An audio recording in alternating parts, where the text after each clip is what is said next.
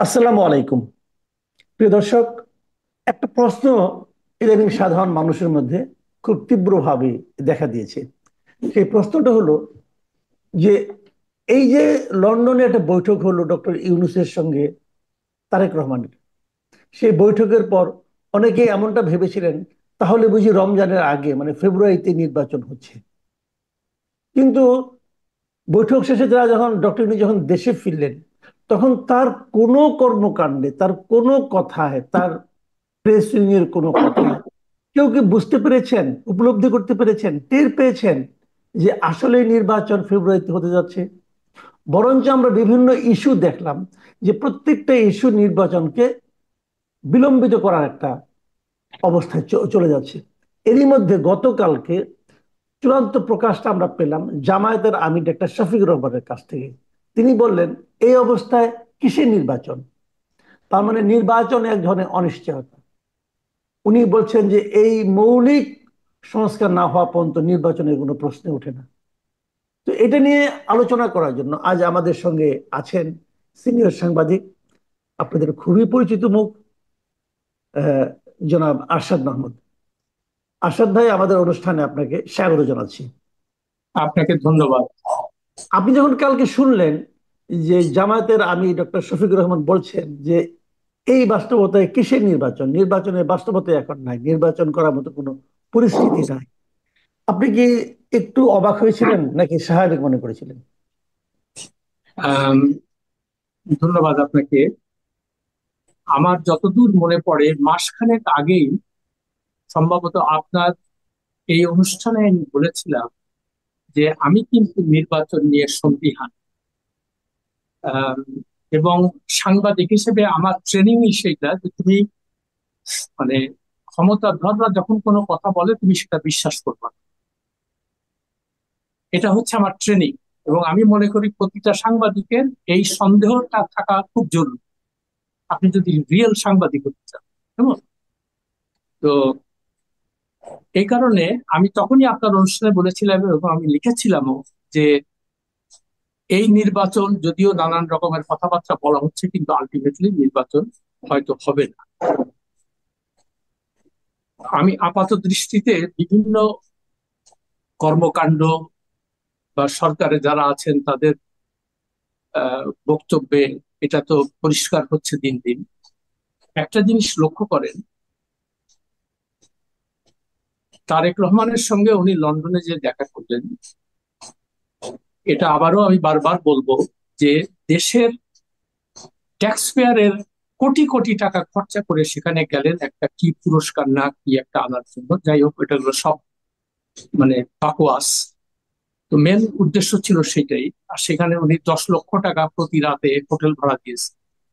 তো এইগুলো হচ্ছে আমাদের তথাকথিত দেশপ্রেমিকের সংজ্ঞা। যাই হোক, অন্য ওই প্রসঙ্গে পরে আসবো।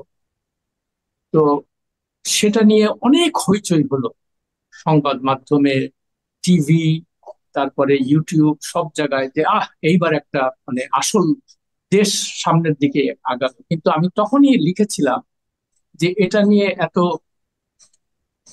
মানে আনন্দিত হওয়া বা লাফালাফি করার কিছু নাই। যতদিন এটার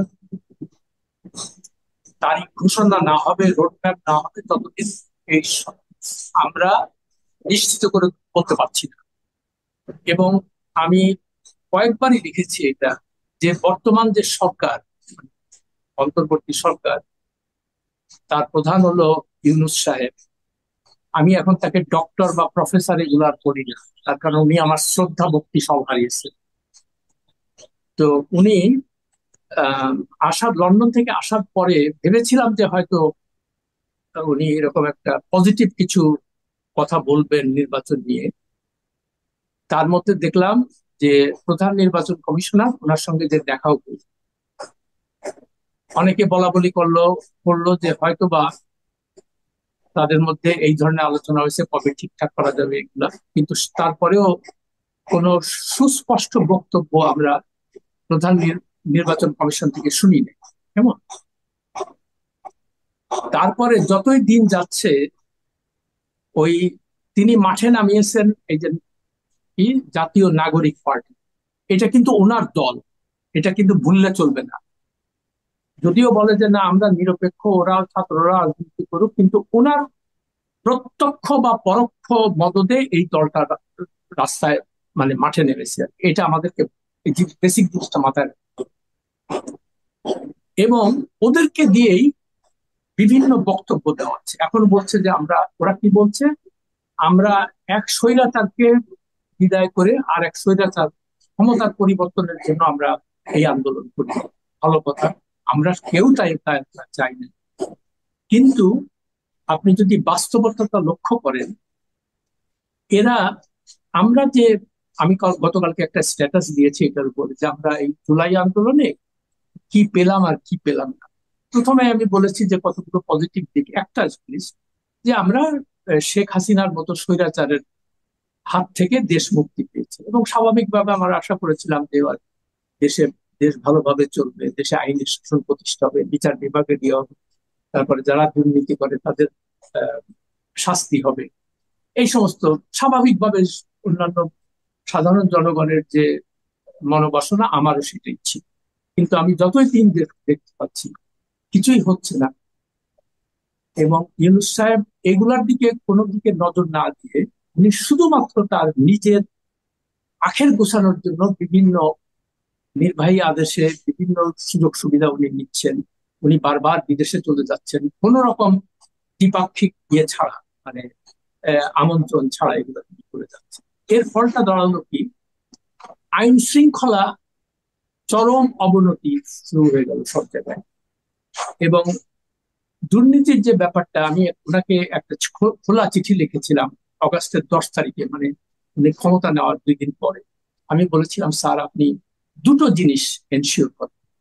একটা হলো দুর্নীতিকে আপনি মানে যে কোনো ভাবে এটাকে দমন করার চেষ্টা করেন, এবং 2 নাম্বার, আপনি আইনের শাসনটা প্রতিষ্ঠা করার চেষ্টা করেন, আইনকে তার নিজস্ব গতিতে চলতে দেন, সঙ্গে সঙ্গে সঙ্গে বিচার বিভাগের স্বাধীনতা নিশ্চিত করেন, যাতে কেউ, কোনো ব্যক্তি অর্থ বা ক্ষমতা বলে বিচার বিভাগকে প্রভাবিত না করে, বিচারকে যেন প্রভাবিত না করতে পারে। এটাই আমাদের চাওয়া ছিল বড়। আমি তারপরে বললাম যে স্যার এই দেশে তো ক্ষমতাধর যারা তারাই দুর্নীতির মধ্যে বেশি জড়ায়, কেমন তারাই দুর্নীতি করে।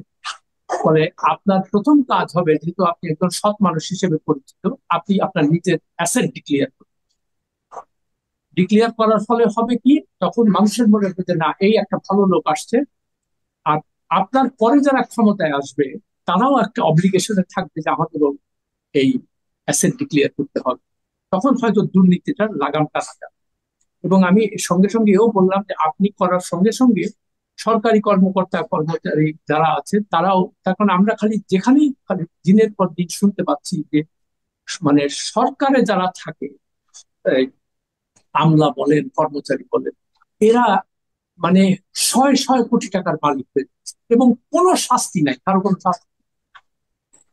আর এইগুলো বৃদ্ধি পায় তখনই যখন আপনি কোনো অন্যায় করে পার পেয়ে যান, মানে যখন আইনের শাসন না থাকে। তো তারা জানে যে আমি যেহেতু আইনের শাসন নাই, আমি তো আইনকে কিনতে পারি, আমি বিচার বিভাগকে কিনতে পারি। তো এই জন্য আমি ওনার কাছে বলেছিলাম যে স্যার আপনি দুর্নীতির ব্যাপারে খুব শক্ত অবস্থান নেন আর আইনের শাসন প্রতিষ্ঠা করেন। আর কেউ যদি কোনো অপরাধ করে আপনি কাউকেই মানে ক্ষমা করবেন না, খুব শক্ত হাতে এটাকে দমন করেন। উনি এসবের মধ্যে কিচ্ছুর মধ্যে না আছে, উনি বিভিন্ন ভাবে নানান ইয়েতে দেখতে পারেন, উনি নিজেই প্রথমেই আইন ভেঙে নির্বাহী আদেশে ওনার সমস্ত মামলা প্রত্যাহার করলেন, কর ফাঁকির কর মওকুফ করালেন, গ্রামীণ ব্যাংক এবং অন্যান্য প্রতিষ্ঠানগুলোর একের পর এক সুযোগ সুবিধা দিতে থাকলেন। উনি ম্যান পাওয়ারের লাইসেন্স নিন, উনি আহ, কি বলে আহ, আহ, গ্রামীণ বিশ্ববিদ্যালয় প্রতিষ্ঠান লাইসেন্স নিন।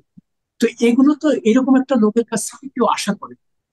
আপনার উচিত ছিল কি, আমরা সবাই জানি যে এই ম্যান পাওয়ারের ব্যবসাটা সবচেয়ে দুর্নীতিগ্রস্ত একটা সেক্টর। তো ওনার উচিত ছিল যে সামগ্রিকভাবে এই সেক্টরটাকে ঠিক করা।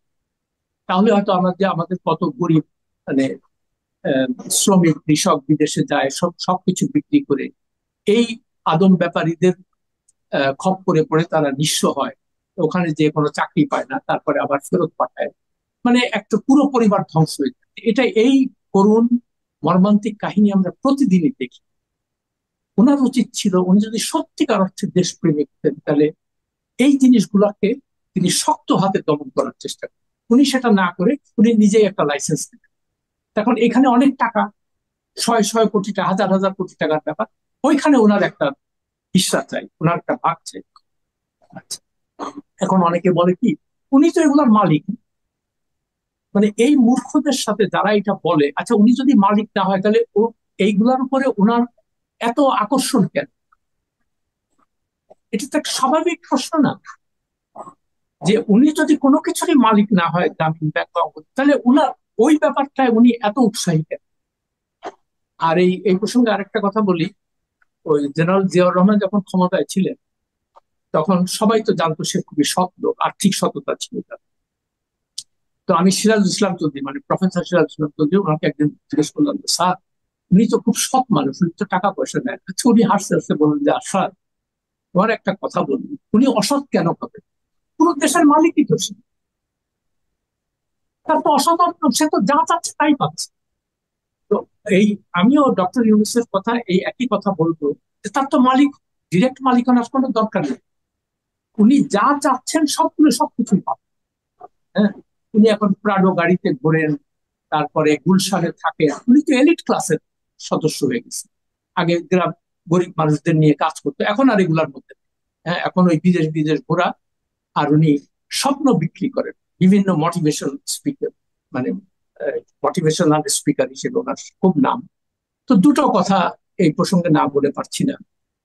উনি নোবেল প্রাইজ যখন ঘোষণা হলো, তখন উনি ওই নরওয়েতে যে পুরস্কারটা নেন নাই, তখন উনি ওয়াশিংটনে গেলেন। তো আমরা ন্যাশনাল প্রেস ক্লাব থেকে ওনাকে একটা সম্বর্ধনা দিই।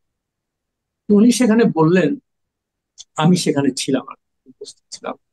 তো উনি সেখানে বললেন যে আমরা দারিদ্র কি জিনিস এটা আমরা সম্পূর্ণভাবে নির্মূল করব, এবং ভবিষ্যতে বলবে যে পৃথিবীতে তো অনেক দারিদ্র ছিল, এখন এই দারিদ্র কোথায়? তো উনি বললেন যে এই দারিদ্রকে আমরা মিউজিয়ামে পাঠাবো। কেউ যদি দারিদ্র দেখতে চায় বা তাকে তাকে জাদুঘরে যেতে হবে। সেটা আজকে 19 বছর আগের কথা, 19 বছর আগের কথা। এখন একটাই এই প্রশ্ন, এই কথাটা মনে হয় আপনাকে আমি বলেছিলাম, আমি নিজে লিখেছি দুবার। আজ পর্যন্ত কি পৃথিবীর থেকে বা বাংলাদেশ থেকে দারিদ্র দূর হয়ে গেছে? দারিদ্রকে কি আমরা, তো আর কত বছর লাগবে? তো এই ধরনের কথাবার্তা, চটকদার কথাবার্তা শুনতে খুব ভালো লাগে, বুঝলেন, কিন্তু বাস্তবতা তো ভিন্ন। হ্যাঁ, আর একটা উনি বললেন, এখন উনি বের করছেন 3-0, এটা আর একটা স্বপ্ন। হ্যাঁ, সুন্দর সুন্দর কথা। কি 3-0 মানে কি? একটা হলো জিরো পভার্টি, মানে কোনো দারিদ্র থাকবে না। আরেকটা হলো জিরো আনএমপ্লয়মেন্ট, কোনো আহ, কেউ বেকার থাকবে না। আর 3 নম্বর হলো যে কার্বন এমিশন হবে জিরো। কেমন? তো উনি এগুলো শুনতে খুব ভালো লাগে, কিন্তু উনি একবারও ভেবে দেখেছেন যে এই দারিদ্র বা এগুলোর মূল কারণটা কি? মূল কারণ হলো সারা বিশ্বে যে কনফ্লিক্ট আপনারা দেখতে পাচ্ছেন, যুদ্ধ বিগ্রহ, এগুলো পশ্চিমা বিশ্ব আমেরিকার নেতৃত্বে এগুলো করছে সব জায়গায়। কেমন? এই করার ফলে কি হচ্ছে? মানুষ, মানে তার নিজের দেশ থেকে অন্য দেশে পালাচ্ছে, রিফিউজি হচ্ছে মানুষ। হ্যাঁ, ঘর বাড়ি ধ্বংস হয়ে যাচ্ছে। তো মানুষ তো দিন দিন আরো গরিব হচ্ছে। তো এই কথা ইউনূস সাহেব কখনোই বলে না যে আমেরিকা, তোমার কারণেই কিন্তু পৃথিবীতে দারিদ্র বাড়ছে, তুমি এই সমস্ত যুদ্ধ বিগ্রহ বন্ধ না করলে এইটা কিন্তু আমাদের থেকে, আমাদের কিন্তু ওই কথা, মানে আমেরিকার বিপক্ষে যায় একটা কথাও সে বলে না। জি, কেমন? আশাদ ভাই, আমরা বরং এই নির্বাচন প্রসঙ্গটা নিয়ে প্রথম প্রশ্ন করেছিলাম। নির্বাচনের এখন আপনি জামাতের আমিরের এই বক্তব্যের পর আপনি নির্বাচন নিয়ে কতটুকু আশাবাদী হতে পারছেন? না, আমি আমার আগেও যেমন আশা ছিল না, এখনো নেই। তার কারণ একটা জিনিস মনে রাখতে হবে, এরা কোনো দেশের ভালো করার জন্য আসে না, এরা আসছে নিজের সুবিধার জন্য। কেমন? তো ফলে যতদিন নির্বাচন দীর্ঘায়িত হবে, ততদিন এই সুযোগ সুবিধাগুলো ভোগ করতে থাকবে। সুযোগ সুবিধার মধ্যে কি? আমি লিমুজিন গাড়িতে চলবো, আমার এসএসএফ থাকবে, আমি 50-60 জনকে নিয়ে বিদেশে যাব, ঘুরবো, দেশের টাকা উড়াবো, এবং এসে বলবো যে আমি বিশ্ব জয় করে আসছি। আমি সাংঘাতিক, মানে পৃথিবীতে আমাদের ব্র্যান্ডিং খুব ভালো হচ্ছে। উনি নিজে কিছুদিন আগে বলেছিলেন না, যে আমরা এমন দেশ গড়বো যে আমরা কারো কাছে যাব না, অন্যরা সবাই আমাদের কাছে আসবে। কিন্তু দেখতে পাচ্ছি কি, উনি সবার কাছে যাচ্ছেন, আমাদের কাছে কেউ আসছে। একটা অদ্ভুত একটা ব্যাপার যে আচ্ছা তারপরে ওনার যে মূল যে সংস্কার যেগুলো ছিল, যেমন আমি আপনার অনুষ্ঠানও বলেছি আমি, যে আপনি নির্বাচন ব্যবস্থা মানে সংস্কার করেন। নির্বাচন ব্যবস্থার মূল সংস্কারটা হবে এমপিদের যেন কোনো আর্থিক ক্ষমতা না থাকে। রাইট। তারা জেলা উপজেলা সব জায়গায় তারা ওই ভাগ বাটোয়ারা মানে কে কোথায় টাকা পাবে এটা তারা এদের কোনো এই দায়িত্ব থেকে তাদেরকে সরে দিতে, তারা শুধুমাত্র আইন প্রণয়ন ছাড়া অন্য কোনো কাজ করবে না। আর ইলেকশনে নমিনেশন পাওয়ার সঙ্গে সঙ্গে তাদেরকে তাদের ব্যক্তিগত সহায় সম্পত্তি পাবলিক, এই দুইটা জিনিস যদি করতে পারতেন তাহলে দেখবেন নির্বাচন ব্যবস্থা অনেক উন্নতি। কিন্তু সেদিকে উনি গেলেন না। উনি কি আচ্ছা ইয়ে করো কি বলে ওই করিডোর দিয়ে মানবিক করিডোর দিয়ে দাও, এটা কিন্তু তার কোনো এজেন্ডার মধ্যেই ছিল না। তারপরে কি পাবে ওই পোর্ট। স্টারলিংক নিয়ে আসা হয়েছে। কেউ কি চেয়েছে বাংলাদেশে যে আমার স্টারলিংকের দরকার? কেউ চায়নি। আচ্ছা উনি মনে করলেন যে এলন মাস্কের মাধ্যমে তার তার সাথে খাতির যত্ন করে যদি ট্রাম্পের কাছে আমি পৌঁছে দিতে পারি, মানে বেসিক্যালি ডিসঅনেস্ট একটা মানে এই লোকটা আমি জানি। হ্যাঁ, মানে তো এই ধরনের দেখেন আর করে কি এই সমস্ত জিনিস করে করে সে একটা বিতর্ক সৃষ্টি করে। ও তারপরে কি ইয়ে করো ওই চট্টগ্রাম বন্দর ডিপি ওয়ার্ল্ডকে দিয়ে দাও, এটা কেউ এটার কোনো দাবি ছিল কারো কাছে?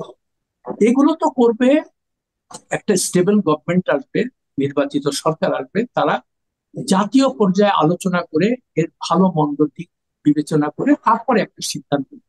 আপনি তো এক্সিকিউটিভ অর্ডারে এগুলো করতে পারেন না, আপনাকে তো সেই ম্যান্ডেট কেউ দেয় নাই। এখন আপনি বলতেছেন আমার সবকিছু আমার ম্যান্ডেট। এগুলোর একটাই মাত্র উদ্দেশ্য কিভাবে নির্বাচনকে বিলম্বিত করা যাবে। আর কন্ট্রোভার্সি হবে, কন্ট্রোভার্সি হলেই মানুষ ওইগুলো নিয়ে কথা বলবে, নির্বাচনের কথা বলবে। এখন কিন্তু নির্বাচনের কথা কেউ বলতেছে না। তার মানে এখন একটা জিনিস পরিষ্কার হচ্ছে, এদের উদ্দেশ্য হলো যে যে কয়দিন পারা যায় আমি ক্ষমতায় থাকবো বা আমরা ক্ষমতায় থাকবো, আমরা লুটপাট করবো। আর উনি ওই বিদেশ থেকে ভাড়া করে আনছেন কিছু স্যুট পরা পিএইচডি আলা, কেমন তাদের সাথে বাংলাদেশের এই যে আন্দোলন গেল বিন্দু মাত্র কোনো সম্পৃক্ত দেখাচ্ছে।